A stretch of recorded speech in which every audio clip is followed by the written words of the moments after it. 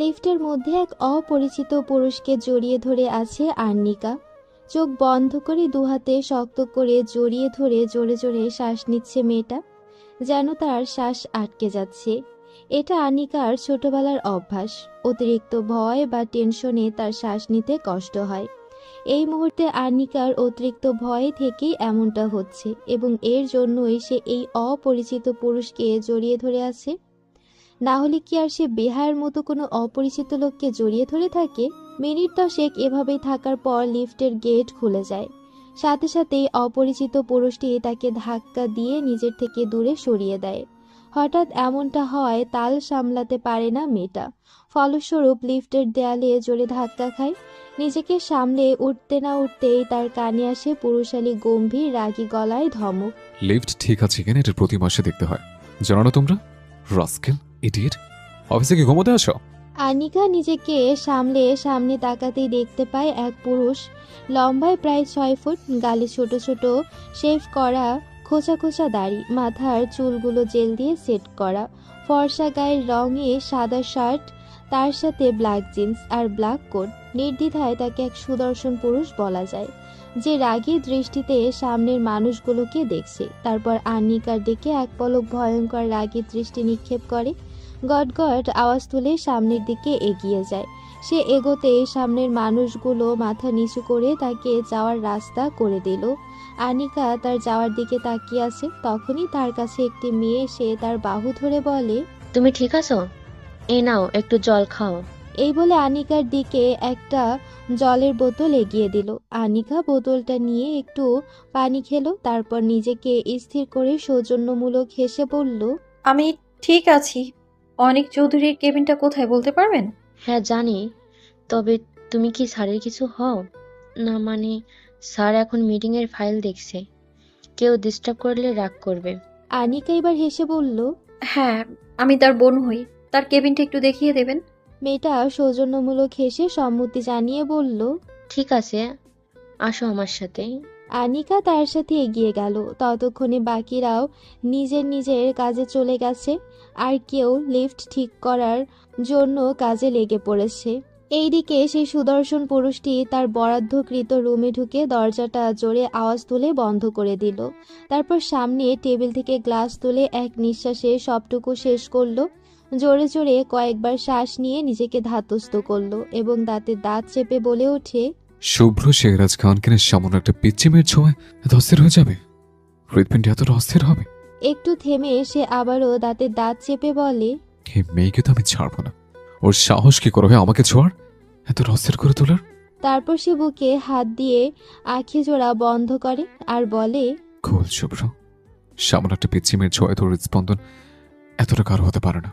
ফট করে চোখ খুলে রাগে হিসিয়ে বলে, ওই মেয়েকে আমি ছাড়বো না। ওর সাহস কত শুভ্র শেহরাজ খানের স্পন্দন এতটা বাড়িয়ে দেওয়ার?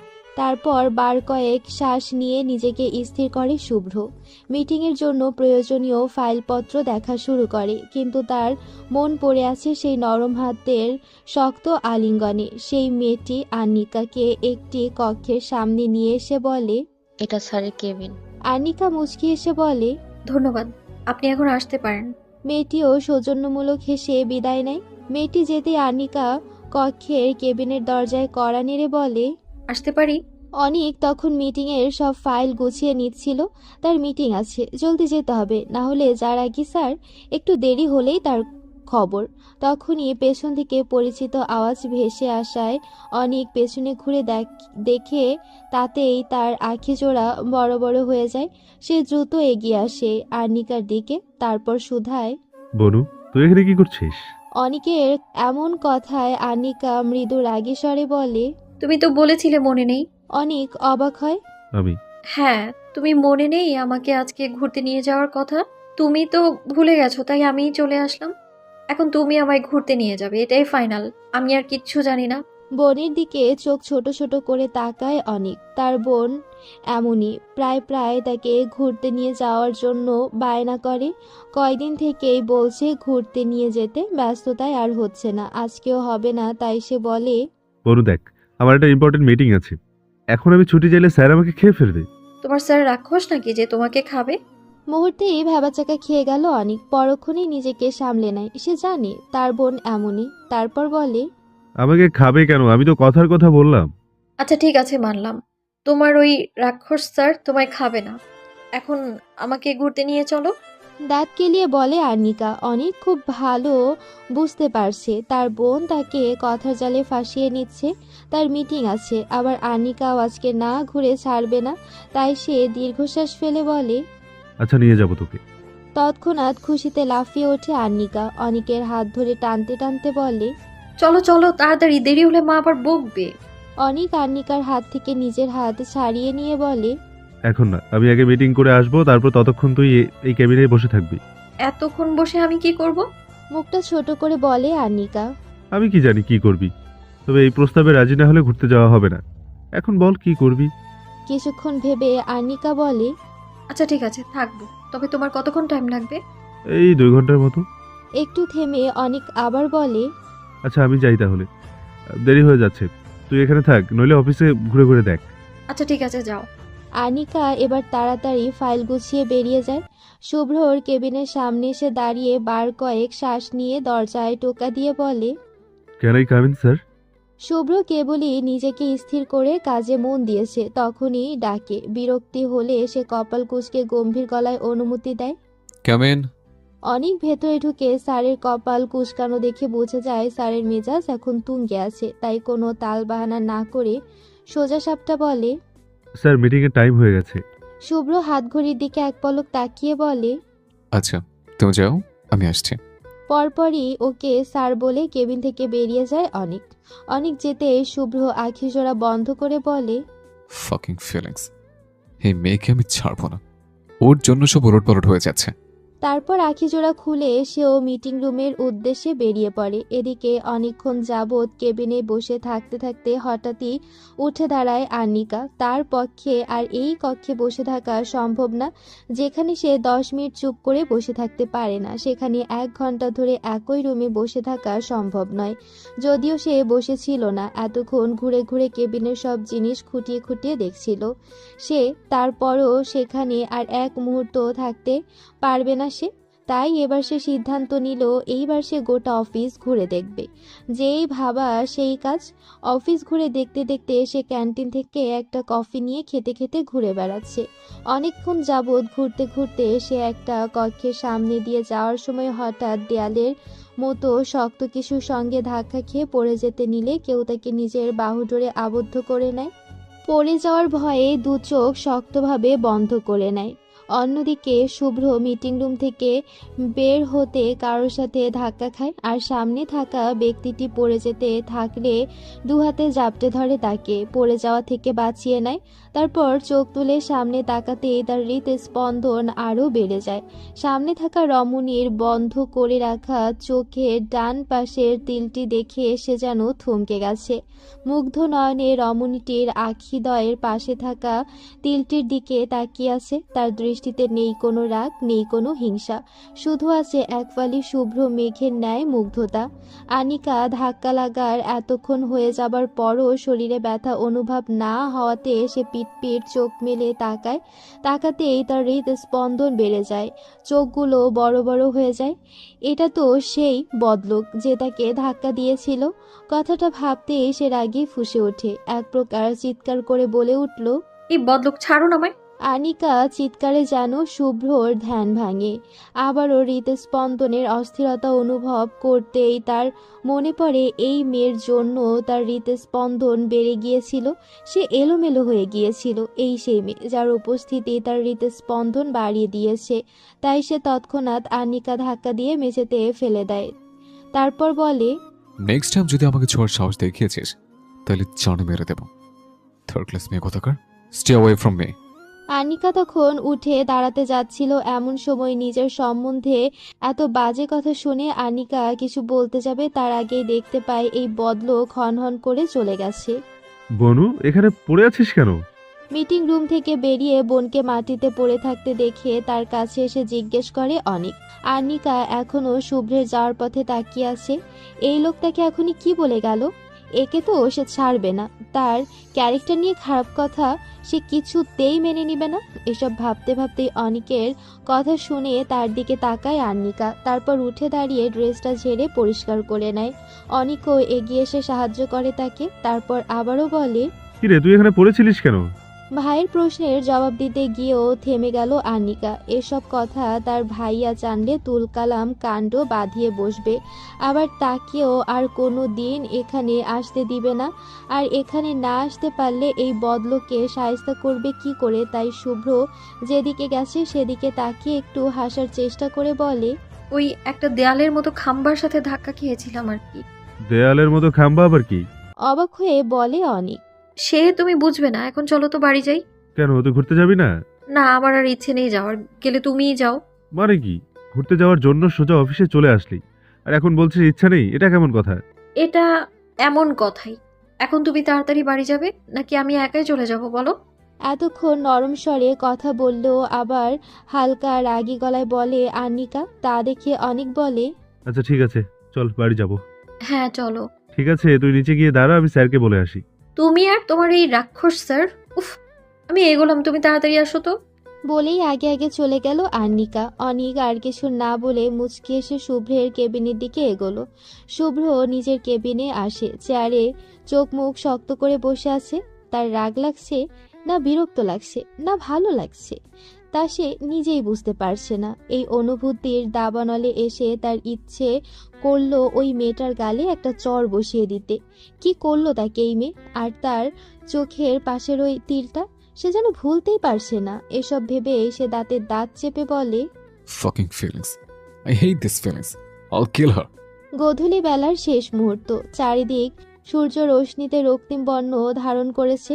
এখন আর আকাশে সাদা মেঘের ভেলা দেখা যাচ্ছে না। মেঘগুলো যেন লাজে রাঙা হয়ে অন্ধকার রজনীকে বরণ করে নিচ্ছে। আকাশে বাধাহীন উড়ে বেড়ানো পাখিরাও এই মুহূর্তে নিজ নিজ নীড়ে ফিরে চলছে। এমন সময় চৌধুরী বাড়ির কলিং বেল বেজে ওঠে। আমিনা চৌধুরী গিয়ে দরজা খুলে আন্নিকা আর অনিককে দেখে অবাক হয়ে বলে, কি রে, তোরা এত তাড়াতাড়ি চলে আসলি যে? আজ না আন্নি ঘুরতে যাবে বলে তোর কাছে গেল? মায়ের কথার জবাবে অনিক বলে, ওর নাকি ইচ্ছে নেই আর, তাই চলে এলাম। ও আচ্ছা, ভিতরে আয়। আনিকা ভেতরে ঢুকতেই আর কোনো কথা না বলে সোজা ওপরে নিজের ঘরে চলে যায়। তার মন মেজাজ ভালো নেই সেই ঘটনার পর থেকে। কারোর সাথে কথা বলার ইচ্ছে করছে না। আনিকাকে এভাবে চলে যেতে দেখে তার মা বলে, ওর কি হলো? কোনো কথাও বললো না। অন্য সময় তো তার কথা থামে না। জানি না, গোটা রাস্তাতেও চুপচাপ ছিল। আচ্ছা ছাড়ো, হয়তো কিছু নিয়ে রেগে আছে, একটু পর দেখবে ঠিক হয়ে গেছে। স্বাভাবিকভাবেই বলে অনেক। আচ্ছা যা, ফ্রেশ হয়ে আয়, আমি খাবার রেডি করি। অনিকও আর কিছু না বলে ঘরে চলে যায়। তার ফ্রেশ হতে হবে, সারাদিনের কাজের চাপে শরীরে নাজেহাল অবস্থা। অন্যদিকে আনিকা রাগে ফুঁসছে আর একা একা বকবক করছে। কুত্তা বিলাই হাতি ঘোড়া, তুই আমাকে থার্ড ক্লাস বলিস? তুই নিজে 4 ক্লাস, না না 4 ক্লাস তো কিছু না, তুই থার্ড ক্লাস। শয়তান বদলোক কোথাকার, তোকে তো আমি ছাড়বো না। আমাকে অপমান করার মজা বোঝাবো আমি তোকে। তখন ইচ্ছে করে জড়িয়ে ধরেছি, ভয় পেয়েই তো ধরেছি। আর তুই কি করলি? আমায় ধাক্কা দিলি, টিকটিকির হাগু কোথাকার। আর পরে কি? আমি তোর সামনে গেছি, তুই তো তোর বুলডোজারের মতো শক্ত খাম্বা শরীরটা আমার কাছে, আমার ছোট পিঁপড়ার মতো শরীরের সামনে এসে দাঁড়িয়েছিলিস। কে কার সামনে দাঁড়িয়েছিল বনু? কি আবার ওইসব? বলতে বলতেই থেমে গেল আন্নিকা। তারপর দরজা দিকে তাকাতেই দেখে তার ভাইয়া দাঁড়িয়ে আছে, ভ্রুজোড়া কুঁচকে তার দিকে তাকিয়ে। কি বলতে যাচ্ছিল এই ভেবেই সে বোকার মতো হেসে বলে, ওই কে, কোথায়? ভাইয়া, আমি তো গান করছিলাম। গান করছিলিস? আমি যে শুনলো। তাকে আর বলতে না দিয়ে আন্নিকা বলে, আর ছাড়ো তো, তুমি বলো কেন আসলে আমার রুমে? আমি তো তোকে খেতে ডাকতে আসলাম, খাবি না? চল। আচ্ছা চলো খেয়ে আসি। চল। অনেক যেতেই আনিকা মনে মনে বলে, উফ বাব্বা, বাঁচলাম। তুইও যে কি করিস না অন্নি, এখনই শুনে নিলে কি হতো বলতো? কি রে আন্নি, আয়, কই গেলি আবার? মায়ের ডাকে নিচে যেতে যেতে আন্নি চিৎকার করে বলে, আসছি আসছি। রাত 10টা। খানবাড়ির প্রতিটা সদস্য খেতে বসেছে। শুভ্র নিজ মনে খেয়ে যাচ্ছে। তার মা মিসেস সুমি খান পাশেই দাঁড়িয়ে শুভ্রকে এটা ওটা এগিয়ে দিচ্ছেন, আর কিছু বলার জন্য উসখুস করছেন, কিন্তু বলতে পারছেন না। একবার স্বামী তো একবার মেয়েকে ইশারা করছেন বলার জন্য, কিন্তু তার স্বামী মিস্টার সাহিল খান স্ত্রীর ইশারা বুঝতে পেরেও না বোঝার মতো করে আছেন, আর ছেলের সাথে বিজনেসের ব্যাপারে টুকটাক কথা বলছেন। তার কথা ছেলে যা চাইবে তাই হবে, তিনি এই ব্যাপারে কোনো কিছু জোর করে চাপিয়ে দেবেন না। এতে সুমি খান বেজায় বিরক্ত। আবার তিনি মেয়ের দিকে তাকালেন। মেয়ে তার এমনভাবে খাচ্ছে যেন এই মুহূর্তে খাওয়া ছাড়া বড় কোনো কাজ এই দুনিয়ায় নেই। এবার তিনি সিদ্ধান্ত নিলেন তিনি নিজেই বলবেন। শুভ্র বাবা, শুনছিস? আমার তোর সাথে জরুরি কথা আছে। শুভ্র মায়ের এতক্ষণ ধরে উসখুস ভাব, তাকে কিছু বলতে চাওয়া সবটাই লক্ষ্য করেছিল, এবং সে এটাও জানে তার মা কি বলবে। বেশ কয়েক মাস ধরে এই কথাই বলছেন তিনি। সে খেতে খেতে এই জবাব দিল।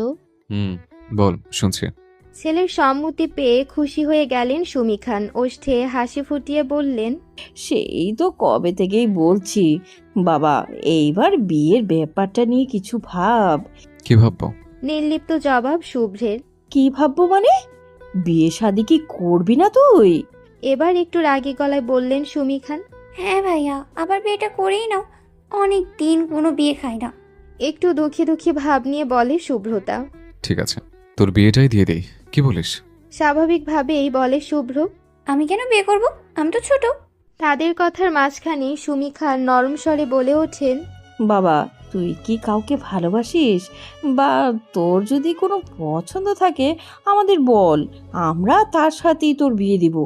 মা, আমি এখন এসব নিয়ে ভাবছি না। এখন ভাববি না তো কখন ভাববি? যখন টাইম হবে তখন। আর আমি এই ব্যাপারে কিছু শুনতে চাই না। ছেলের গম্ভীর স্বরে কথায় আর কিছু বলতে পারেন না সুমি খান। তিনি জানেন তার ছেলে একবার না বলেছে মানে নাই, তাকে মানানোর সাধ্যি আর কারণেই। কম তো চেষ্টা করলেন না তিনি। দীর্ঘশ্বাস ফেলে মুখ ভার করে রইলেন তিনি। শুভ্র আর কিছু না বলে খেয়ে দিয়ে চলে গেল নিজের রুমে। সে যেতেই সাহিল খান স্ত্রীর উদ্দেশ্যে বললেন, ওর যা মন চায় তাই করুক, সংসার ও করবে, আমরা না। জোর করে কিছু চাপিয়ে দিলে হিতে বিপরীত হতে পারে। আর তুমি তো শুভ্রকে চেনো, ও কেমন। এখন আর মন খারাপ করো না। সুমি খান সবই বোঝেন, কিন্তু মায়ের মন বুঝতে চায় না। তিনি ভাবেন তার এই রক চটা গম্ভীর ছেলেটা বিয়ে দিলে যদি একটু স্বাভাবিক হয়, বউয়ের সান্নিধ্য পেয়ে যদি গম্ভীর ভাবটা কমে, কিন্তু তার এই ছেলে তো বুঝতেই চায় না। তিনি আর কিছু না বলে চুপচাপ খাবার খেয়ে নিন। রাত 12টা। ল্যাপটপ বন্ধ করে সোফা থেকে উঠে দাঁড়ায় শুভ্র। প্রতি রাতেই এভাবে রাত জেগে কাজ করার অভ্যাস তার। বিছানার কাছে এসে লাইট অফ করে শুতেই চোখের সামনে ভেসে ওঠে টানা টানা চোখের পাশে কালো একটা তিল আর এক জোড়া নরম হাতের স্পর্শ, যা তাকে জড়িয়ে ধরে বুকে মাথা গুজে আছে। ফট করে উঠে বসে শুভ্র। আবারও সেই বুকের বাঁ পাশের অসহ্য অস্থিরতা শুরু হয়ে গেছে। হৃদস্পন্দন বেড়ে গেল। বুকের বাঁ পাশে হাত দিয়ে আঁখি জোড়া বন্ধ করে নেয় সে, আর বলে, এই মেয়ে তো আমার ঘুম হারাম করে দিচ্ছে। না, এর একটা ব্যবস্থা করতেই হবে। শুভ্র শেহরাজ খানকে জ্বালাতে এসো না, নিজেও চলে যাবে। কারণ এই শুভ্র শেহরাজ খান কারো ঋণ রাখে না। শুভ্রের আর ঘুম হবে না তা সে বুঝে গেছে। তাই সে উঠে ড্রয়ার থেকে সিগারেট নিয়ে বেলকুনিতে চলে যায়। বাইরে মৃদু ঠান্ডা শীতল বাতাস বইছে। আকাশে পূর্ণিমার চাঁদ নেই, তবে অর্ধ গোলাকৃতির চন্দ্র দেখা যাচ্ছে, যার আলোতে চারপাশের সমস্ত অবয়ব আলো আধারে লুকোচুরি খেলছে। এমন মনোরম পরিবেশে দাঁড়িয়ে আছে শুভ্র। পরনে তার ব্ল্যাক ট্রাউজার আর গ্রে কালারের টি শার্ট। পকেটে এক হাত ঢুকিয়ে অন্য হাতে সিগারেট টানছে। সে দৃষ্টি তার অদূর অদৃশ্যে। কাজের ব্যস্ততার জন্য এমন পরিবেশ শেষ কবে উপভোগ করা হয়েছিল তা তার মনে নেই। মেয়েটা ঘুম হারাম করলে এমন পরিবেশ উপভোগ করার সুযোগ দেওয়ার জন্য একটা ধন্যবাদ দেওয়াই যায়।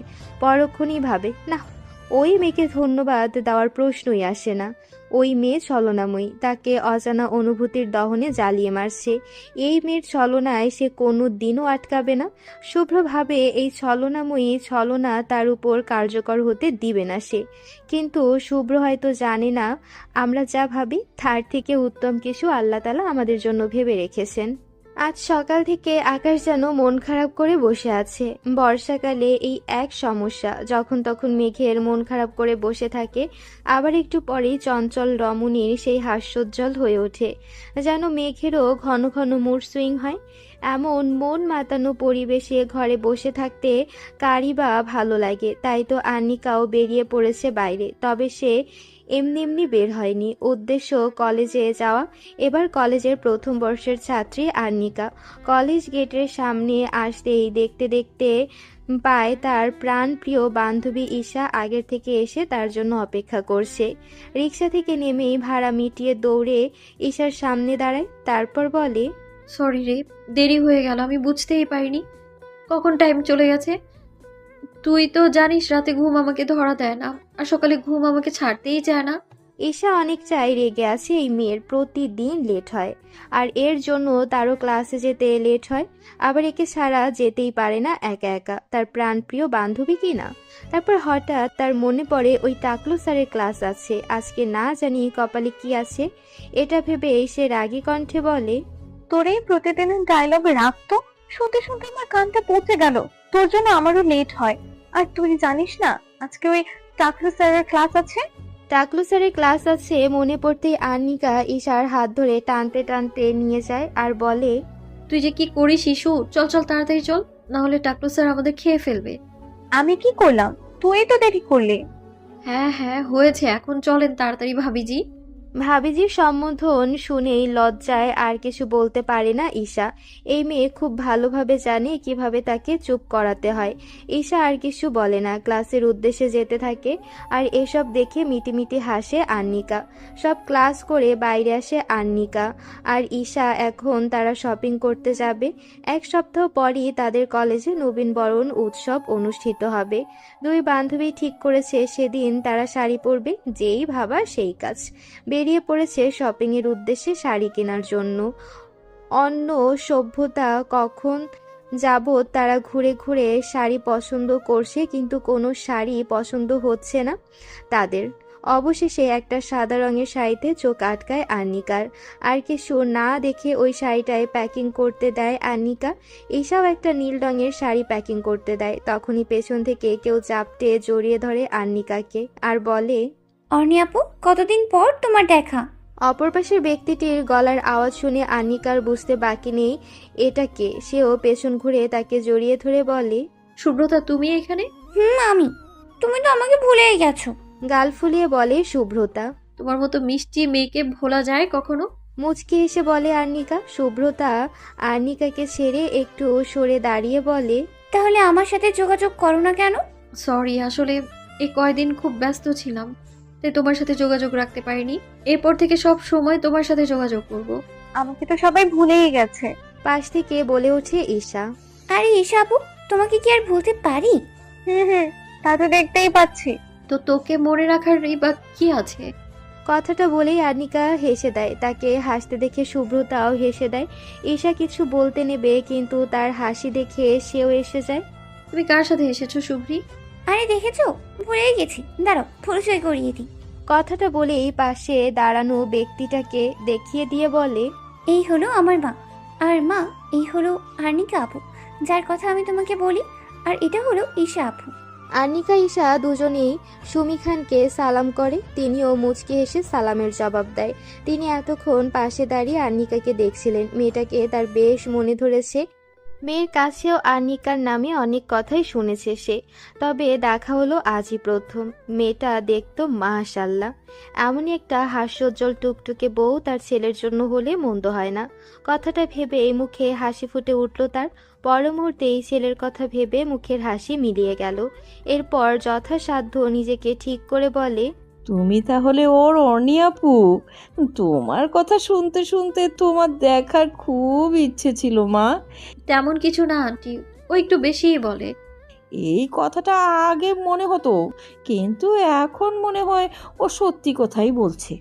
আরে না না আন্টি, কি যে বলেন। এটুকু বলেই থামে আন্নিকা, তারপর বলে, চলুন আন্টি, ওই দিকের কফি শপে বসি। আন্নিকার এই প্রস্তাবে ঈশা, শুভ্রতাও সায় জানায়। সুমি খানও তাই না করতে পারলেন না। সবাই মিলে বসলো কফি শপে। কফি খেতে খেতে শুরু হলো তাদের গল্প। সুমি খান মুগ্ধ নয়নে তাকিয়ে থাকলেন আন্নিকার দিকে। মেয়েটা কত সহজে তার সাথে মিশে গেছে, যেন কত কালের পরিচিত তারা। এভাবে কিছুক্ষণ সময় কাটানোর পর তারা একে অপরের থেকে বিদায় নিয়ে বাড়ির উদ্দেশ্যে বেরিয়ে পড়ল। একটা 5 স্টার রেস্টুরেন্ট, যেটা এখন পুরোপুরি ফাঁকা। ঠিক ফাঁকা না, রেস্টুরেন্টের ভেতরে মধ্যবর্তী একটি টেবিলে বসে আছে এক ব্যক্তি। তিনি হলেন এই শহরের টপ 10 বিজনেসম্যানের মধ্যে একজন, মিস্টার জাহিন শাহ। বয়স তার 29-এর কোঠায়, লম্বা ফর্সা গায়ের রং, চুলগুলো জেল দিয়ে সেট করা, পরনে তার ব্ল্যাক জিন্স, ব্ল্যাক শার্ট। নির্দ্বিধায় সুদর্শন একজন যুবক সে। আর তাকে ঘিরেই 10 জনের মতো গার্ড তার থেকে দূরত্ব বজায় রেখে দাঁড়িয়ে আছে। তার পাশেই দাঁড়ানো তার পার্সোনাল সেক্রেটারি মাবুদ। সে বারবার ঘড়ি দেখছে, যেন কারো অপেক্ষায়। হ্যাঁ, অপেক্ষাতেই আছে এসকে ইন্ডাস্ট্রিজের নবঘোষিত সিইও শুভ্র শেহরাজ খানের। তার আসার সময় 4টা বাজতে এখন 25 মিনিট বাকি। তা দেখে জাহিন বলে, কি মাহমুদ, তুমি না বললে the great Shubhra Khan time নিয়ে কোনো কম্প্রোমাইজ করে না? কথা শেষ করতে পারল না সে। গটগট আওয়াজে চোখ তুলে তাকায় শব্দের উৎসের দিকে। তাকিয়ে দেখে দ্য গ্রেট শুভ্র শেহরাজ খান, উজ্জ্বল ফর্সা গায়ে black pant, off white shirt, black coat, চোখে রোদ চশমা পরে তার দিকে এগিয়ে আসছে। শুভ্র শেহরাজ তার পেছনে অনেক। শুভ্রের দিকে চোখ ফিরিয়ে এক নজর ঘড়ির দিকে তাকায় যাইন। একদম কারেক্ট 4টা বাজে। সত্যি কথাটা মানতেই হবে, টাইমিং সেন্স দারুণ। তার কথাটি মনে মনে ভাবে জাহিন। তারপর শুভ্রকে এগিয়ে আসতে দেখে নিজের অজান্তেই চেয়ার থেকে উঠে দাঁড়ালো জাহিন।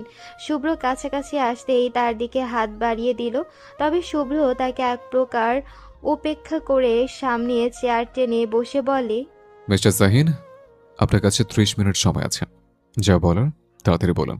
প্রথমেই এমন কথায় ভরকালো জাহিন, তারপর বলে, এত তারা কিসের মিস্টার শুভ্র? আপনার সাথে সময় নিয়ে প্রেমালাপ করার ইচ্ছে বা সময় আমার নেই, তা একেবারে মুদ্রা কথায় আসুন। গম্ভীর গলায় বলে শুভ্র। রাগ হলেও তা দমন করে নেয় জাহিন। তারপর কাটকাট গলায় বলে, আপনার কোনো কাজ নিয়ে ভাবার ইচ্ছে আমার নেই। আপনি জাল পণ্য বিক্রি করেছেন, তাই সিবি আপনার ফ্যাক্টরি সিল করে দিয়েছে, এতে আমার কিছু করার নেই। আর রইল ভালো হওয়ার ব্যাপারে, সেটা না হয় সময় বলে দিবে কার ভালো আর কার খারাপ হয়। শক্ত ও গম্ভীর কণ্ঠে বলে শুভ্র, কিন্তু সিবিআই কে প্রমাণটা আপনি দিয়েছেন। তার প্রমাণ কি? এ পর্যায়ে দাঁতে দাঁত চাপে জাহিন। তার কাছে এর কোনো প্রমাণ নেই, তবে সে নিশ্চিত শুভ্রই তার ফ্যাক্টরির সমস্ত বিষয়ে সিআইডিকে বলেছে। রাগে কটমট করে তাকে রুক্ষ কণ্ঠে কিছু বলতে নেবে তার পূর্বেই শুভ্র বলে ওঠে, আপনার টাইম অফ, বাকি কথা পরে একদিন বলবেন। আমার কাছে এর বাইরে সময় আপনার জন্য নেই। আমাদের খুব শীঘ্র দেখা হবে, অনেক ভিকেশ নিকেশ এখনো বাকি আছে। ঠিক যেভাবে এসেছিল সেভাবেই চলে যায় শুভ্র। তার পেছন পেছন অনিকও যায়। এতক্ষণ সে বসের পাশেই ছিল আর দেখছিল শরীরের ভেতর আগ্নেয়গিরির ন্যায় রাগ দমন করে কি করে তার বস এত ঠান্ডা ব্যবহারে পরিস্থিতি সামলে নিল। আজ বসের রাগ নিয়ন্ত্রণে না আসলে হয়তো এখানে একটা লোকও বেঁচে ফিরতে পারতো না। নেহাতি এই জানোয়ারের সমস্ত প্রমাণ এখনো পায়নি তারা, তাই হয়তো এখনো চুপ করে আছে। নইলে এই ভয়ঙ্কর হিসাব নিকাশ আজই হয়ে যেত। কথাটি ভেবে এই দীর্ঘশ্বাস ছাড়ে অনিক। রৌদ্রজল একটি দিন। সকাল থেকে তাপদাহ কম হলো, এই দুপুর সময় আর যেন টিকে থাকা যাচ্ছে না। রাস্তাঘাট উত্তপ্ত হয়ে আছে, পা দিলেই যেন মনে হচ্ছে ঝলসে যাবে। অথচ কালকে অবধি মেঘলা দিন ছিল। উত্তপ্ত দ্বীপ প্রহরের সময় কলেজের সামনে দাঁড়িয়ে আছে আর্নিকা আর রিশা। এই ভর দুপুরে রিক্সা পাওয়াও মুশকিল, তবে রাস্তা ফাঁকা নেই। অনবরত ট্রাক, প্রাইভেট কার, বাইক ছুটে চলছে। এত গাড়ি চলাফেরার মধ্যে একটা ছোট কুকুর কুকুরের বাচ্চা মাঝ রাস্তায় আটকে পড়েছে, কোনো দিকে যেতে পারছে না। এটা দেখে কুকুর প্রেমী আর্নিকা আর নিজেকে আটকাতে পারল না, ছুটে গেল কুকুরের বাচ্চাটির কাছে। তাতে সমস্যা হলো না, কিন্তু ফেরত আসার সময় ঘটল বিপত্তি। অসাবধানবশত একটি গাড়ির সামনে পড়ল আর্নিকা। তবে ভাগ্যবশত জোরে ধাক্কা লাগার আগে গাড়ি চালক ব্রেক করতেই ভাবলা ধাক্কা লাগলো আর্নিকার। হুট করে ধাক্কা লাগায় আল্লাগো বলে চিৎকার করে মাটিতে পড়ে গেল আর্নিকা। আর্নিকার চিৎকারে তার দিকে দৌড়ে আসে ঈশা। এতক্ষণ সে অন্যদিকে তাকিয়েছিল, তাই বুঝতে পারিনি এদিকে কি হলো। ঈশা আসার আগেই গাড়ি চালক বেরিয়ে এসে হাঁটু গেড়ে বসে আর্নিকার মাথাটা কোলে তুলে বলে, বনু, এই বনু, ওঠ, চোখ খোল, কি হলো তোর? আদরের বোনের এমন অবস্থা দেখে বিচলিত হয়ে পড়ে অনিক। আর্নিকা গালে থাপ্পড় দিতে দিতে বলে, কি হয়েছে তোর আর্নি, চোখ খোল। এতক্ষণ ঈশাও এসে আর্নিকাকে ডাকতে থাকে। আর্নি, কোথায় লেগেছে তো? ও এ পর্যায়ে পিটপিট করে চোখ খোলে আর্নিকা, তবে বেশিক্ষণ থাকতে পারে না, আবারও চোখ বন্ধ করে নেয়। এতক্ষণে তাদের ঘিরে ছোটখাটো ভিড় হয়ে গেছে সেখানে। অপরদিকে গাড়ির ভেতর বসে থাকা শুভ্র অনিককে আসতে না দেখে বাইরে আসে। সে তারপর সামনে এসে দেখে অনিক সেই ছলনাময়ী মেয়ের মাথা নিজের কোলে তুলে গালে হাত দিয়ে হালকা থাপ্পড় মেরে তাকে জাগানোর চেষ্টা করছে। কোথাও একটা রাগ হয় তার এই মেয়েকে কেন অনেক শোবে। অনেক ভাইয়া, কোলে তুলে নিন ওকে, হাসপাতালে নিয়ে যেতে হবে। কাঁদো কাঁদো স্বরে বলে ঈশা। ঈশার কথায় হুঁশ আসে অনিকের। আর্নিকাকে কোলে তুলতে যাবে, তার আগে ঝট করেই কেউ কোলে তুলে নেয় আর্নিকাকে। চোখ তুলে সামনে তাকিয়ে দেখে শুভ্র চোখ মুখ শক্ত করে কোলে তুলে নিয়েছে আর্নিকাকে। সে কিছু বলতে যাবে, তার আগে শক্ত কণ্ঠে শুভ্র বলে, গাড়ি স্টার্ট করো, হাসপাতালে নিয়ে যেতে হবে। অনিকও আর কিছু বলে না, এখন তার বোন সুস্থ হলেই হলো, বাকি কিছু দেখার দরকার নেই। উঠে দৌড়ে গিয়ে গাড়ি স্টার্ট দেয় সে। শুভ্র আর্নিকাকে গাড়ির পেছনের সিটে বসিয়ে দেয়। সে ঈশা পেছনে বসে আর্নিকাকে ধরে। তার কান্নার আওয়াজ না হলেও চোখের জল থামছে না। শুভ্র সামনে এসে বসতেই গাড়ি স্টার্ট দেয় অনিক। শুভ্র এক নজরে পেছনের সিটে হেলান দিয়ে আখি জোড়া বন্ধ করে শুয়ে থাকা আর্নিকার স্নিগ্ধ মুখশ্রীতে দৃষ্টিপাত করে। মুহূর্তেই তার হৃদ মাঝারে কম্পন অনুভব করে। ফট করে সামনে তাকায় সে, তারপর মনে মনে পণ করে এই ছলনাময়ীর দিকে সে আর তাকাবে না। পিট করে চোখ খুলে তাকায় আর্নিকা। 2 ঘন্টা অজ্ঞান ছিল সে। গাড়ি আস্তে ধাক্কা লাগার জন্য বেশি কিছু হয়নি তার, তখন শুধু অতিরিক্ত ভয় থেকে জ্ঞান হারিয়েছিল সে, আর হাতে ও পায়ে একটু ব্যথা পেয়েছে। চোখ খুলে সামনে তাকাতেই নজরে আসে সাদা ধপধপে আর ফ্যান। তারপর আশেপাশে তাকিয়ে বোঝার চেষ্টা করে সে কোথায় আছে। আশেপাশে তাকিয়ে বোঝে সে হসপিটালে আছে এবং তাকে একে একে দুপুরের ঘটনা মনে পড়ে। আর্নিকাকে চোখ খুলতে দেখে ঈশা এগিয়ে আসে তার দিকে, জিজ্ঞাসা করে, ঠিক আছে, তুই এখন কেমন লাগছে তোর? ঠিক আছি। আস্তে করে আর্নিকা বলে, তোকে কে ওইভাবে দৌড়াতে বলেছিল বলতো? যদি অনেক ভাইয়া না আসতো, অন্য কেউ হতো, আর গাড়ি ব্রেক না করতো, তাহলে কি হতো বলতো একবার? একটু রাগী কণ্ঠে বলে ঈশা। আরে আমি তো কুকুরের বাচ্চাটাকে আনতে গিয়েছিলাম, আমি কি জানি হুট করে গাড়ি চলে আসবে। তোর এই খামখেয়ালি কবে শেষ হবে বলতো বনু? নিজের দিকে তো তোর কোনো খেয়াল নেই। কেবিনে ঢুকতে ঢুকতে কাট গলায় বলে অনেক। সে এতক্ষণ বিল পে করছিল। জ্ঞান ফিরলে আর্নিকাকে নিয়ে যেতে পারবে বলেছিল ডক্টর, তাই আগে সব ব্যবস্থা করে নিচ্ছিল। আমি তো আর বলতে পারে না আর্নিকা। ভাইয়ের পরে কেবিনে ঢুকতে থাকা ব্যক্তিটিকে দেখে মনে মনে ভাবে, এই বদলোক এখানে কি করে। কি আমি? হ্যাঁ, আগে বাড়ি চল, তুই তোর ওই খামখেয়ালিপনা দেখাচ্ছি আমি। ভাইয়ার কথায় তার দিকে তাকায় আর্নিকা। কিছু বলতে যাবে, তার আগেই এক গম্ভীর কণ্ঠ শুনতে পায়, মিস আর্নিকা, এখন সুস্থ বোধ করছেন তো?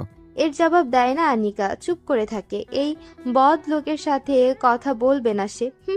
তাকে চুপ থাকতে দেখে অনিক বোনকে বলে, কি হলো, উত্তর দে। ভাইয়ার কথায় তার দিকে তাকায় আর্নিকা। এমনিতেই ভাইয়া আজ রেগে আছে, তাই তারামি না করে বলে, ভালো। এরপর থেকে রাস্তাঘাটে একটু দেখে চলাফেরা করবেন মিস। আর জবাব দেয় না আর্নিকা। শুভ্র বোঝে সে তার সাথে কথা বলতে চায় না। কেন চায় না তাও জানে, তাই আর কিছু না বলে, আচ্ছা, হাঁটতে পাবি, তোকে ডিসচার্জ দিয়ে দিয়েছে, বাড়ি যাব, এখন মা বাবা অপেক্ষা করছে। একটু নরম স্বরে বলে অনিক। পারবো, শুধু হাতটা ধরো একটু। আচ্ছা ঠিক আছে, আয়। বলেই এগিয়ে যায় অনিক। তারপর এক হাতের বাহু ধরে বেড থেকে নামতে সাহায্য করে। ঈশাও এগিয়ে এসে এক হাত ধরে। এই সব তাই দেখে শুভ্র এইবার আর রাগ লাগছে না। যখন থেকে জেনেছে আর্নিকা অনিকের বোন, তখন থেকে আর রাগ করেনি। সে কেন রাগ করেছে তাও সে জানে না। অনিক আর্নিকার ভাই জানার আগে হাসপাতালের ভেতরেও সে আর্নিকাকে কোলে করে এনেছে। অনিকও সেই সময় বোনের দুশ্চিন্তায় এত কিছু ভাবেনি। নিচে এসে শুভ্র গাড়ির সামনে দাঁড়ায় আর অনিক বলে, স্যার, আপনি না হয় যান, এখন আমরা সিএনজি বা অটোতে চলে যাব। অনিকের গাড়ি এখনো অফিসে। তখন তারা একটা কাজে শুভ্র গাড়িতেই দুজন বেরিয়েছিল, কিন্তু মাঝ রাস্তায় এমন হওয়ায় তার গাড়িটা এখনো অফিসেই আছে। না, তার দরকার নেই, চলো, আমি তোমাদের বাড়ি পৌঁছে দিয়েছি। স্বভাবগত গম্ভীর কণ্ঠে বলে শুভ্র। না না স্যার, তার দরকার হবে না। কি দরকার হবে না হবে আমি তা বুঝে নেব, তোমরা ওঠো। আর কিছু বলতে পারে না অনিক। এমনিতেই সেই স্যারকে ভয় করে, তার উপর আজকে দুপুর থেকেই তাদের কম সাহায্য করেনি, তাই আর না করে না। আবার অসুস্থ বোনকে নিয়ে সিএনজিতে অসুবিধাই হবে, কতক্ষণই বা দাঁড়িয়ে থাকবে। তাই গাড়িতে উঠে বসে। ঈশাও তার সাথে বসে। সে তার প্রাণপ্রিয় বান্ধবীকে এভাবে ছেড়ে যাবে না, বাড়িতেই পৌঁছে দেবে। আর্নিকা এতক্ষণে চুপচাপ এই বদলোকের নাটক দেখছিল। তার সহ্য হয় না এই লোককে। সেদিন অপমান করলো, আর আজ দেখো কেমন নাটক করছে। টিকটিকির গু কোথাকার বলেই ভেঙচি কাটে সে। আবার সাহায্য করবি, ভালো কথা। ভালো করে বললে কি হয়? মনে হয় মুখের করল্লার জুস ভর্তি করা আছে, মিষ্টি কথা বলতে পারে না। আবারও ভেঙচি কাটে সে। গাড়িটি চৌধুরী বাড়িতে থামতে ঈশা নেমে আর্নিকাকে নামতে সাহায্য করে। পায়ের ব্যথাটা বেশি না হলেও দাঁড়াতে একটু প্রবলেম হচ্ছে আর্নিকার। ঈশাও আর্নিকার গাড়ি থেকে নেমে আগেই বাড়ির দিকে যায় তারা। অনিকও গাড়ি থেকে নেমে শুভ্রকে উদ্দেশ্য করে বলে ওঠে, স্যার ভেতরে আসুন, একটু চা নাস্তা করে তারপর যান। শুভ্র আর্নিকাদের যাওয়ার দিকে তাকিয়ে অনিকের কথায় তার দিকে তাকায়, তারপর বলে, আজ না, অনেক অন্য কোনো দিন। এতটা পথ আসলেন, বাড়ির গেট থেকে চলে যাবেন, এটা কেমন দেখায় না? অন্য কোনো দিন আসবো অনেক। আজকে তোমার বোনের খেয়াল রাখো, তার রেস্টের প্রয়োজন। অনিক জানে এই লোক এক কথার মানুষ, তাই আর জোর করে না। বলে, আচ্ছা আজকে না হয় থাক, অন্য কোনো দিন কিন্তু অবশ্যই আসতে হবে। সেটা তো অবশ্যই। এই বলে গাড়ি ঘুরিয়ে চলে যায় শুভ্র। আর্নিকা ঈশা বাড়ির সামনে এসে কলিং বেল বাজায়। কিছুক্ষণ পরেই দরজা খুলে দেয় আমেনা চৌধুরী। দরজা খুলেই সে মেয়ের হাতে ব্যান্ডেজ দেখে অবাক সাথে বিচলিত হয়ে যায়। বিচলিত কণ্ঠে জিজ্ঞাসা করে, কি হয়েছে তোর? হাতে ব্যান্ডেজ কেন? ও কিছু না মা, ওই একটু গাড়ির সাথে ধাক্কা লেগেছে। মায়ের কথায় মেকি হেসে বলে আর্নিকা, অ্যাক্সিডেন্ট করে হাতে ব্যান্ডেজ লাগিয়ে বলছি একটু গাড়ির সাথে ধাক্কা লেগেছে? আমাকে পাগল পেয়েছিস তুই? আমি বুঝি না। কিছুটা রাগী কণ্ঠে বলে আমেনা চৌধুরী। আরে মা। আর্নিকাকে কিছু বলতে না দিয়ে ঈশা বলে ওঠে। ঈশার কথায় তার দিকে অগ্নিদৃষ্টিতে তাকায় আর্নিকা, যেন বোঝাচ্ছে আর একটা কথা বললে তোকে আমি খেয়ে ফেলবো, বদমাশ মহিলা। ঈশা এমন তাকানো দেখে ডোন্ট কেয়ার ভাব নিয়ে থাকে। ততক্ষণে আর্নিকার মা আহাজারি শুরু করে দিয়েছে। এই মেয়েকে নিয়ে আমি কি করব? বিয়ের বয়স হয়ে গেল, অথচ এর বুদ্ধি হলো না। এখনো বুদ্ধি সেই হাঁটুতেই পড়েছে, শুধু হাতে পাই বড় হলো। আর একে নিয়ে হয়েছে আমার যত জ্বালা। তার এমন আহাজারি শুনে আর্নিকার বাবা আজাদ চৌধুরী দরজার কাছে এগিয়ে আসে। তিনি একটু আগেই অফিস থেকে এসে ফ্রেশ হয়ে সোফায় বসেছিলেন। স্ত্রীর এমন আহাজারি শুনে এগিয়ে এসে মেয়ের হাতে ব্যান্ডেজ দেখে তাড়াতাড়ি মেয়ের কাছে যায় ও বিচলিত কণ্ঠে বলে, মা, তোর হাতে কি হয়েছে? ব্যথা পেলি কি করে? বাবা। আবারও আনিকাকে কি বলতে না দিয়ে তার মা বলে, কি আর হবে তোমার মেয়ের? আরো আদরে আদরে বাদর তৈরি করো, আমার কথা তো কেউ শুনবে না। আরে রাগ করছো কেন? শুনতে তো দাও, কি হয়েছে? তারপর আনিকাকে উদ্দেশ্য করে বলে, আয় মা, ভেতরে আয়, আগে বস, তারপর কথা বলি। তুমিও এসো মামুনি। মেয়েকে ধরে সোফায় বসালেন আজাদ চৌধুরী। তারপর তার পাশে বসে তাকে পরম যত্নে বুকে টেনে নিলেন। স্নেহপূর্ণ হাত মাথায় বুলিয়ে দিতে দিতে জিজ্ঞেস করলো, এবার বলো তো মা, কিভাবে হলো এসব?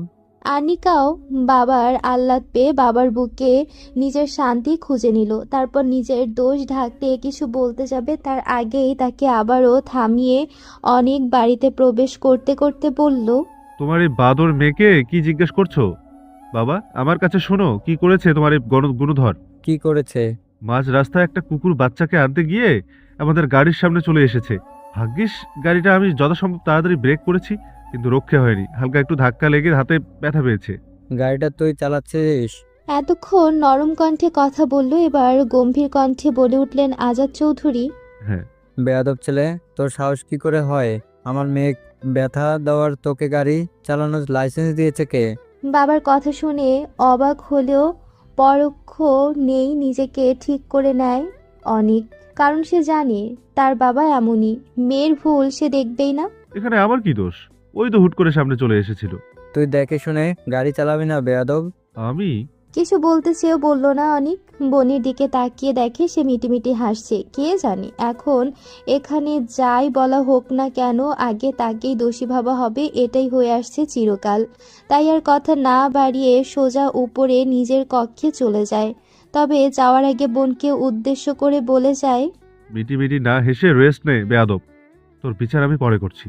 আনিকা তার যাওয়ার পানে তাকিয়ে ভেঙচি কাটে। সে জানে তার ভাইয়া এখন রেগে থাকলেও রাগ কমে গেলে আর কিছু বলবে না। আজাদ চৌধুরী এবার মেয়েকে উদ্দেশ্য করে বললেন, মামনি, তুমি কিন্তু এই কাজটা ঠিক করনি। বাবা আমি আমার কথাটা আগে শোনো, তারপর কথা বলবে। বলো।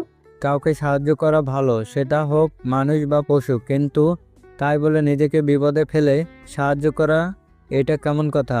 তুমি সাহায্য করবে ঠিক আছে, তবে নিজেকে সেফ রেখে। তারপর আমাদের প্রতিটা মানুষের উচিত আগে নিজেকে নিয়ে ভাবা, তারপর বাকি সবাই। বুঝেছো? বুঝেছি, সরি, আর হবে না এমন। তোর এই কথাটা মনে থাকলেই হয় এখন। আমিনা চৌধুরী বলে ওঠেন, মা, আমি কি কোনোদিন তোমাদের অবাধ্য হয়েছি বলো? আমি তো তোমার বাধ্য ভদ্র মেয়ে, তাই না? হ্যাঁ, তা তো জানি তুই কতটা বাধ্য।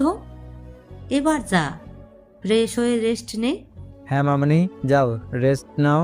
ইশামা, ওকে একটু রুমে নিয়ে যাও তো, আমি তোমাদের খাবারের ব্যবস্থা করছি। যাচ্ছি। ঈশা আন্নিকাকে তার কক্ষে নিয়ে যায়। কক্ষে যেতেই তড়িৎ গতিতে আন্নিকা ঈশার দিকে রাগী দৃষ্টি নিক্ষেপ করে শুধায়, তুই তখন কি বলি হ্যাঁ মাকে? আমাকে আরো বকা খাওয়ানোর ধান্দা না? ঈশা হঠাৎ এমনটা হওয়ায় চমকায়, নিজেকে স্থির করে বলে, তো তোকে বকা দিবি না তো বরণ করবে? আমি কি বলেছি আমাকে বরণ করতে? বরণ তো তোকে করবে। একদম ফালতু কথা বলবি না আর্নি। যা বাবা, আমি কি ফালতু কথা বললাম? অবাক হয়ে বলে আন্নিকা। না, তুই কি ফালতু কথা বলতে পারিস নাকি? কণ্ঠে একটু রাগ মিশিয়ে বলে ঈশা। হ্যাঁ সেটাই তো, আমি কি ফালতু কথা বললাম? আমি তো সত্যি কথাই বলেছি। আত্মবিশ্বাসী কণ্ঠে বলে আন্নিকা। সামনে দুহাত জোর করে ঈশা বলে, মাফ চাইবো, তোকে আর সত্যি কথা বলতে হবে না। কেন, তুই আমার ভাইয়াকে ভালোবাসতে পারিস আর আমি বললেই দোষ? আর আমি তো রায়বাঘিনী ননদনী হই বুঝ। আর বলতে পারল না আন্নিকা। তৎক্ষণাৎ আন্নিকার মুখ চেপে ধরে ঈশা যাতে এবং ফিসফিস করে বলে, দোহাই লাগে বল, চুপ হয়ে যা, কেউ শুনে ফেললে কেলেঙ্কারি হয়ে যাবে। সুমি খান কফি নিয়ে ছেলের কক্ষে প্রবেশ করে। কক্ষে প্রবেশ করে তার দৃষ্টিগোচর হয় ছেলে তার সোফায় বসে ল্যাপটপে কাজ করছে। তিনি এগিয়ে গিয়ে ছেলের সামনে কফিটা রেখে তার পাশে বসেন। শুভ্র কফিটা নিয়ে খেতে শুরু করে আবারও কাজে মন দিল। সুমি খান এবার নিজেকে প্রস্তুত করে বলতে শুরু করে, তুই কি আমার কথাটা শুনবি না বাবা? কি কথা মা? তুই কি জানিস না আমি কি চাই? মা, তুমি যা চাচ্ছ আমি সেটা এই মুহূর্তে চাচ্ছি না। কেন, তুই কি কাউকে ভালোবাসিস? ভালোবাসি কথাটা শুনতেই শুভ্রর আন্নিকার স্নিগ্ধ মুখশ্রী আখিধয়ে ভেসে ওঠে। পর মুহূর্তে নিজেকে বোঝায় সে কাউকে ভালোবাসতে পারে না, তার দ্বারা ভালোবাসা হবে না। এটা ওই ছলনাময়ী মেয়ের ছলনা। নিজের ভাবনায় নিজেই বিরক্ত শুভ্র। মায়ের কথায় নিজের ভাবনা থেকে বের হয়। আচ্ছা ঠিক আছে, তুই এখন বিয়ে করতে চাচ্ছিস না তো তাহলে আমরা মেয়ে পছন্দ করে এঙ্গেজমেন্ট করে রাখি, তারপর তোর সময় মতো বিয়ে হবে। মা, শুভ্র কিছু বলতে যাবে তার মা তাকে থামিয়ে দিয়ে বলে উঠলেন, আমি আর কিছু শুনতে চাই না শুভ্র, ধরে নে এটা আমার শেষ আবদার তোর কাছে।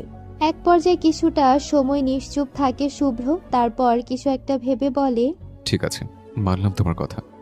দেখো মেয়ে, তবে আমার একটা শর্ত আছে। কি শর্ত? প্রথম কথায় খুশি হলেও শেষের কথায় মুখটা মলিন করে বলে উঠলেন সুমি খান।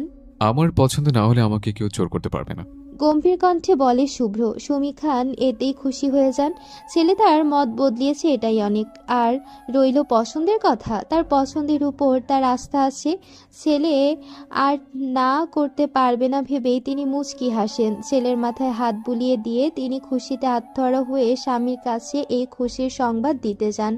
তার যাওয়ার পানে তাকিয়ে দীর্ঘশ্বাস ফেলে নিজের কাজে আবারও মন দেয় শুভ্র।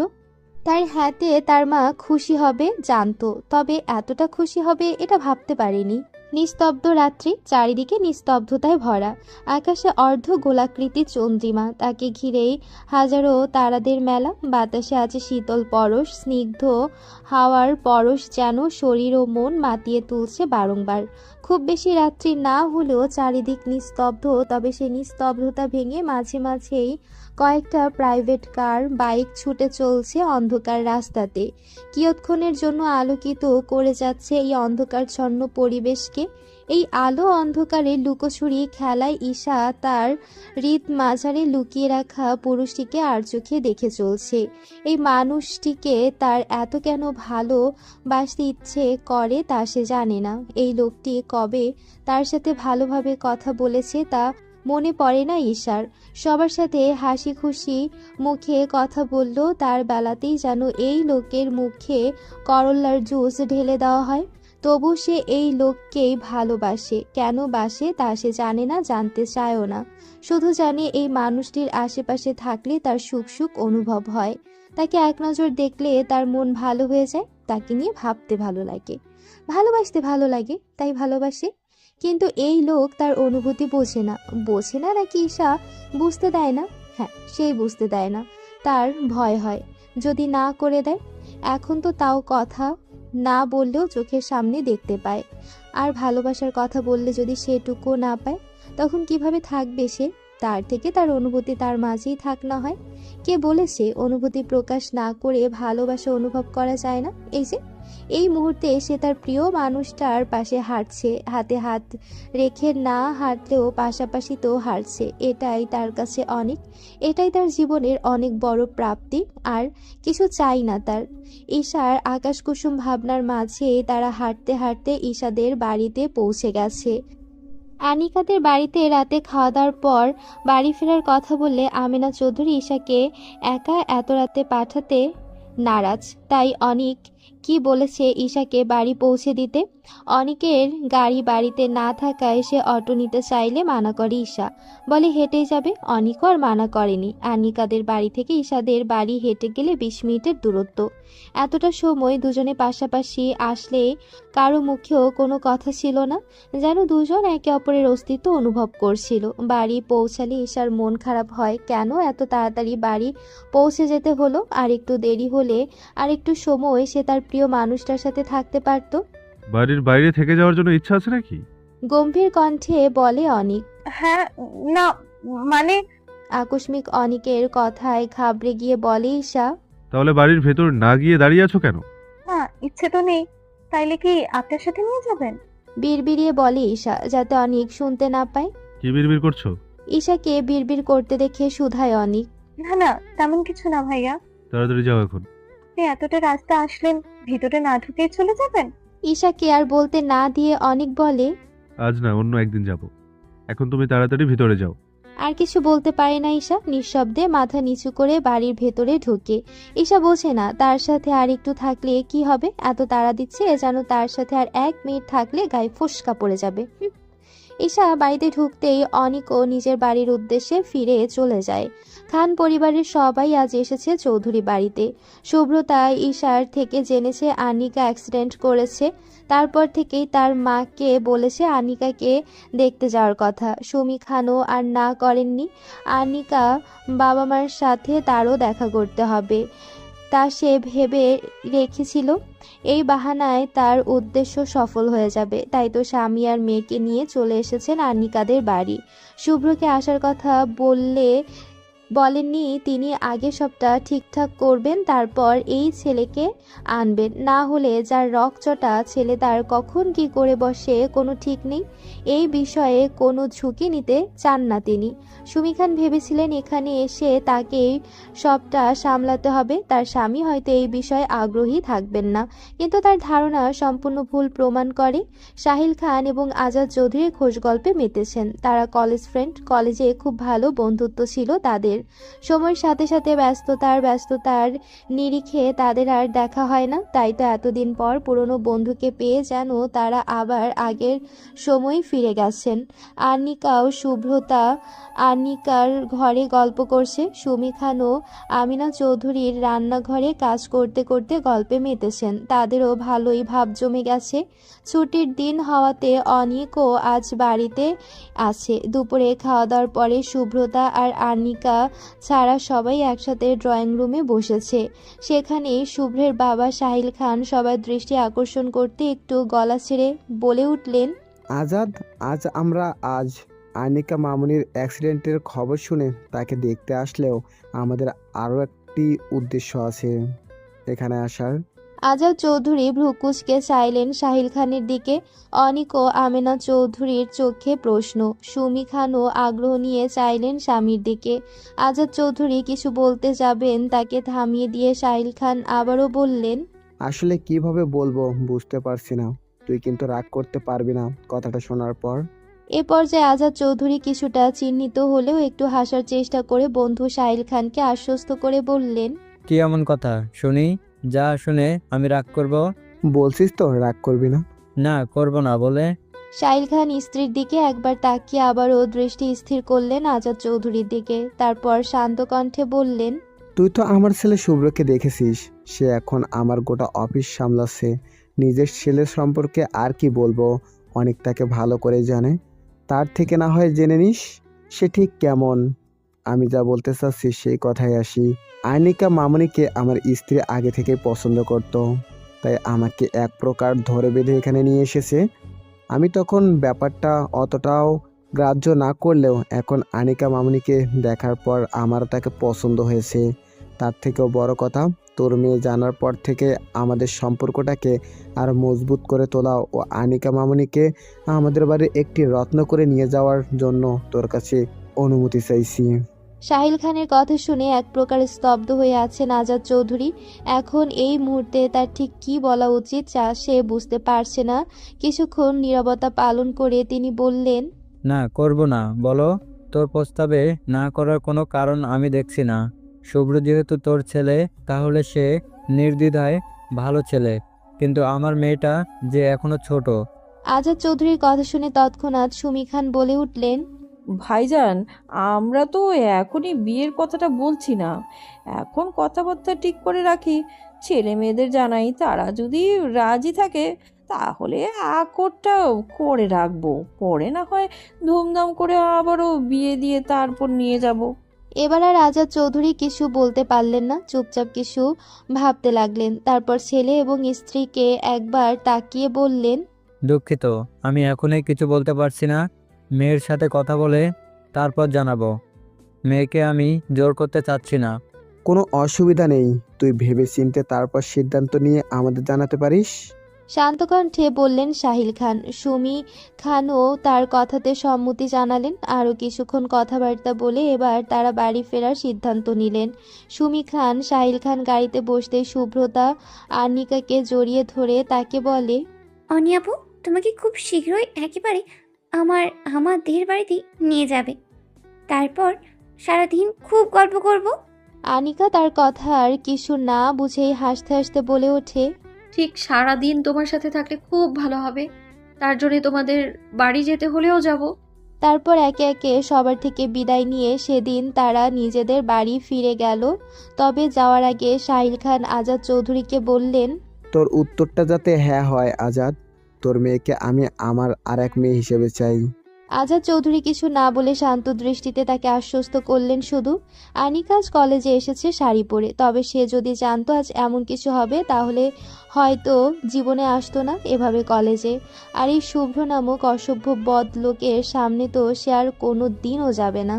স্নিগ্ধময় একটি দিন। কাল সারা রাত বৃষ্টি হওয়ার দরুন আজ সূর্যের প্রখরতা এখনো প্রকট হয়নি।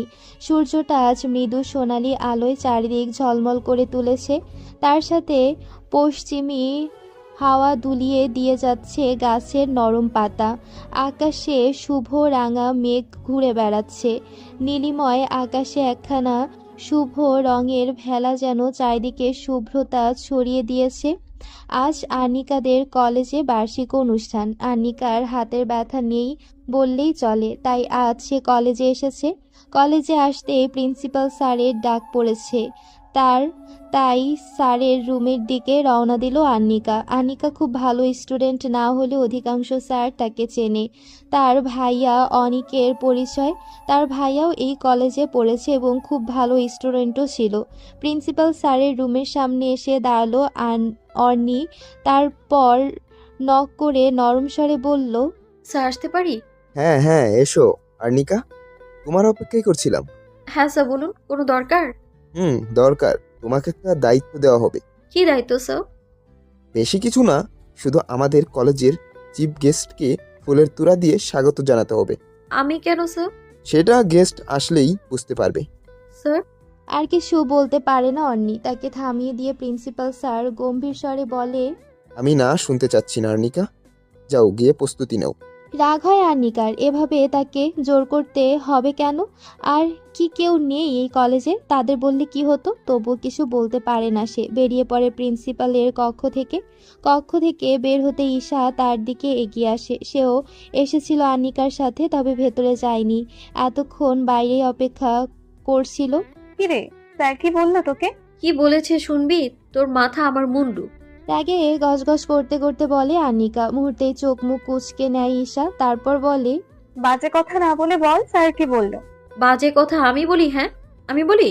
এবারে বিরক্ত হয় ঈশা। এই মেয়ে এমনই, রাগ হলে মাথা ঠিক থাকে না। যাকে সামনে পাবে রাগ তার উপরেই ছাড়বে। তাই সে বোঝানোর সুরে বলে, আচ্ছা ঠিক আছে, শান্ত হ আর বল স্যার কি বললো। কিছু কি হয়েছে? রাগটাকে একটু দমন করে আনিকা বলে, কোথাকার কে না কে আসবে, আমায় তাকে ফুল দিয়ে বরণ করে নিতে হবে। ও, এই জন্য এত রাগ? এই বাজে কথা বলবি না। এমনিতে শাড়ি পরে ঠিকভাবে হাঁটতে পারছি না, তার উপর আবার উটকো ঝামেলা। কেন? এমন তো না যে প্রথমবার শাড়ি পরেছিস। তাহলে? আরে প্রথমবার শাড়ি না পরলেও বাড়ির বাইরে প্রথমবারই। আগে তো বাড়িতে পরতাম শখ করে, তখন কি আর এত হাঁটাহাঁটি করতে হয়েছিল নাকি? আস্তে আস্তে হাঁট, তাহলেই হবে। আর স্যার যেহেতু বলেছে তোকে বরণটা করতে, তাহলে তোকেই করতে হবে। কোথাকার কোন হাতি না ঘোড়া, ওনাকে আবার বরণ করতে হবে? যত সব ঢং। উনি কি আমার বর নাকি যে বরণ করা লাগবে ওনাকে? কথাটা বলেই মুখ বাঁকায় আনিকা। এসব বেশি বেশি হচ্ছে কিন্তু।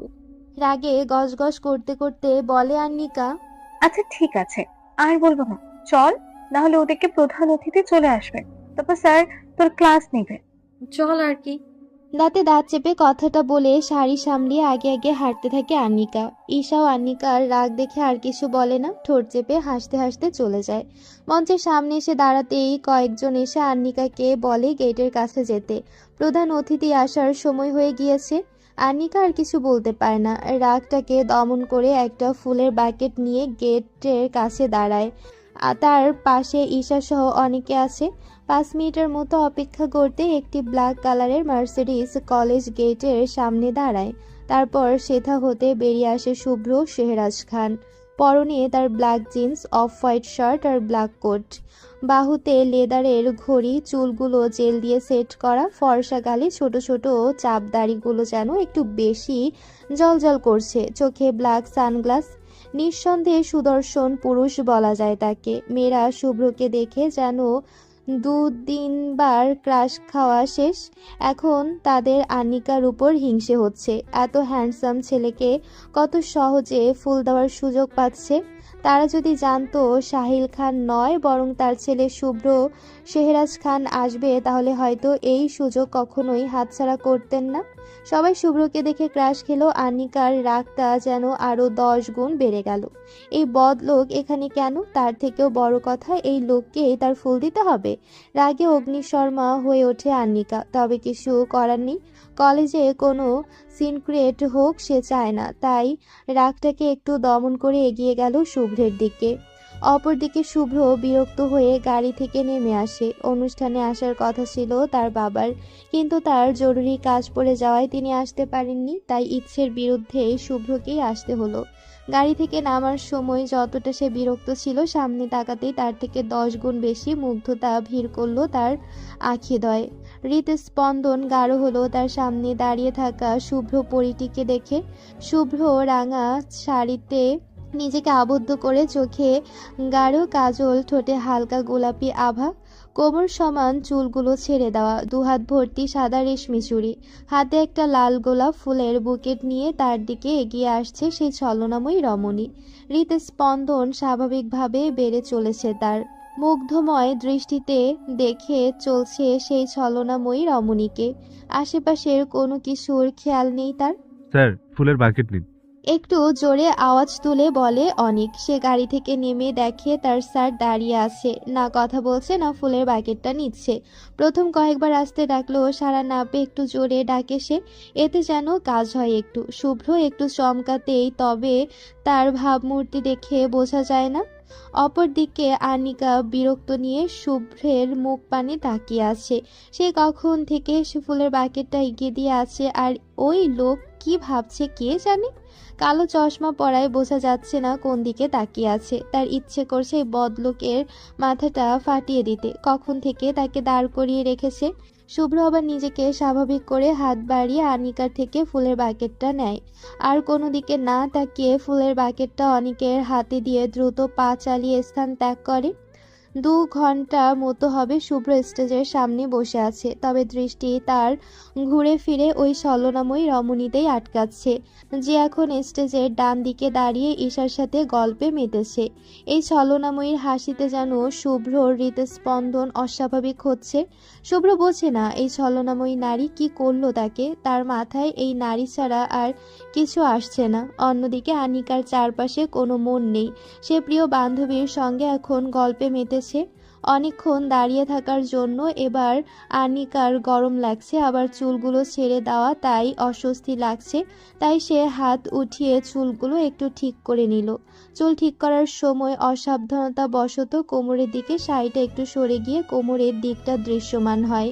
এই গোটা ঘটনাটাই দেখে শুভ্র। তড়িৎ সেথা হতে চোখ সরিয়ে নেয় সে, তবে মন মানে না। আবারও আর চোখে তাকাতে গেলে মাথায় রক্ত উঠে যায় তার। হাত মুষ্টিবদ্ধ করে নেয় সে। আনিকাদের থেকে একটু দূরে দাঁড়িয়ে কয়েকটা ছেলে আনিকার দিকে লোলুপ দৃষ্টিতে তাকিয়ে আছে। চুল ঠিক করেও যেন আনিকার অস্বস্তি কমে না।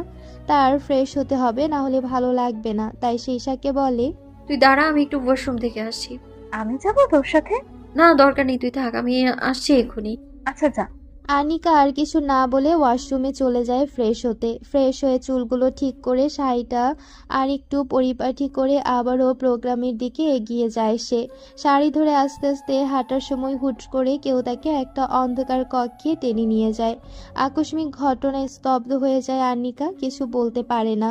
কক্ষের দরজা বন্ধ করে আনিকাকে দেয়ালের সাথে চেপে ধরে ব্যক্তিটির হাতের স্পর্শে আনিকা বুঝতে পারে ব্যক্তিটি কোনো পুরুষ, তবে তৎক্ষণাৎ এটা বুঝতে পারে না কে সে। আনিকাকে চেপে ধরা অবস্থায় ব্যক্তিটি তার এক হাত আনিকার শাড়ি সরিয়ে কোমরে শক্ত করে চেপে ধরে, যেন সব রাগ কোমরের উপর। অপর হাতে গাল চেপে ধরে থাকে। ব্যথায় কোকিয়ে ওঠে আনিকা। পুরুষটিকে ধাক্কা দিয়ে সরাতে চায়, তবে পারে না। পুরুষটির শক্তির সাথে সে পেরে ওঠে না। এবারে নিজেকে অসহায় বোধ করে আনিকা। ব্যথা ও ঘৃণায় চোখে জল চলে আসে মেয়েটার। দেয়াল হাতড়িয়ে কিছু খুঁজে হাতের নাগালে সুইচ বোর্ড পেয়ে লাইট জ্বালিয়ে দেয়। লাইট জ্বালিয়ে দিতেই তার সামনে দৃশ্যমান হয় শুভ্র নামক পুরুষটির রাগী চোখ। তার চোখের দিকে তাকাতেই ভয় হয় আনিকার। চোখ জোড়া লাল হয়ে আছে, তার সাথে গোটা মুখশ্রী। দেখেই বোঝা যাচ্ছে লোকটি ভয়ঙ্কর রেগে আছে। কিছুটা ভীত হয় আনিকা। তখনই শুনতে পায় শান্ত অথচ শক্ত গলার ঘৃণ্য কিছু বাক্য। শুরু দেখি পারিস তুই? হ্যাঁ, শুরু দেখে নগর বানাস? বল, হ্যাঁ বল। আনিকা কিছু বলতে পারে না। গাল চেপে ধরে আছে তার শক্ত করে। ব্যথায় আখি জোড়া দিয়ে অবিরাম জল গড়িয়ে পড়ছে তার চুপ থাকা দেখে যেন সহ্য হয় না শুভ্রের। এই উত্তর দে, উত্তর দে। কজনকে শুরু দেখিয়েছিস বল? ছাড়ুন, লাগছে। বহু কষ্ট করে বলে আনিকা। শুভ্রের হাত গাল থেকে নামানোর অনবরত ব্যর্থ চেষ্টা করে যাচ্ছে মেয়েটা। লাগার জন্যই ধরেছে। একটু থেমে আবারও বলে শুভ্র, এইভাবে শরীর দেখানোর জন্য শাড়ি পরেছিস তাই না? হ্যাঁ, আর কজন কিভাবে দেখে নাগর বানাইছিস বল? আবার যেন আর সহ্য করতে পারল না আন্নিকা। শুভ্রকে নিজের সর্বশক্তি দিয়ে ধাক্কা দিয়ে করে বসলো একটি অনাকাঙ্ক্ষিত কাজ।